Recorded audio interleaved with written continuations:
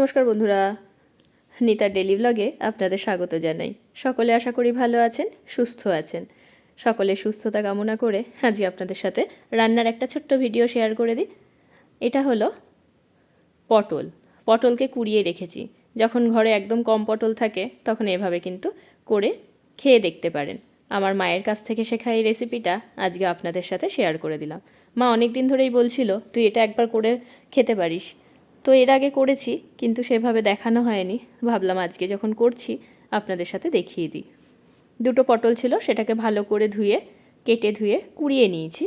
তার মধ্যে পেঁয়াজ কুচি, কাঁচা লঙ্কা কুচি, একটু ধনেপাতা কুচি, পরিমাণ মতো নুন আর দিয়েছি চালের গুঁড়ো আর বেসন। ভালো করে হাতের সাহায্যে মেখে নিচ্ছি।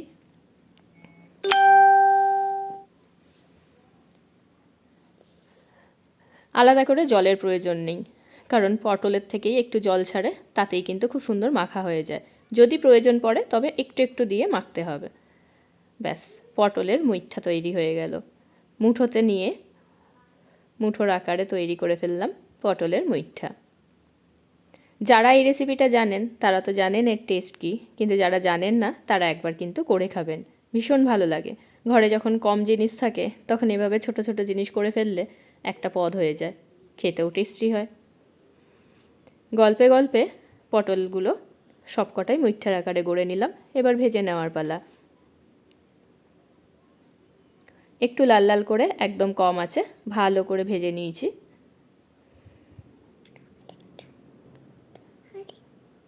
সকলের ভিডিওগুলো কেমন লাগছে জানাবেন অবশ্যই।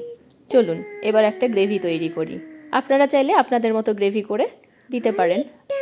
আমি আজকে গ্রেভি করেছি পেঁয়াজ, কাঁচা লঙ্কা, রসুন, একটু সাদা তিল আর সামান্য পোস্ত, এগুলো দিয়ে। টমেটো দিইনি। এই গ্রেভিটা একটু অন্যরকম। গোটা গরম মশলা ফোড়ন দিয়ে তার মধ্যে এই গ্রেভিটা দিয়ে ভালো করে কষিয়ে নিচ্ছি যতক্ষণ না পেঁয়াজের কাঁচা গন্ধটা চলে যায়। এবার একে একে সব মশলাগুলো দিয়ে দেব। হলুদ, জিরে গুঁড়ো, কাশ্মীরি রেড চিলি পাউডার আর সামান্য হলুদ দিয়ে ভালো করে নাড়াচাড়া করে কষিয়ে নেব।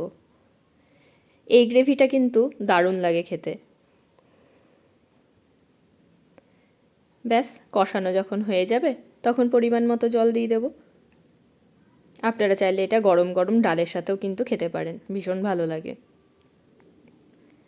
জল ফুটে উঠলে দিয়ে দেব ভেজে রাখা পটলের মুঠ্ঠাগুলো।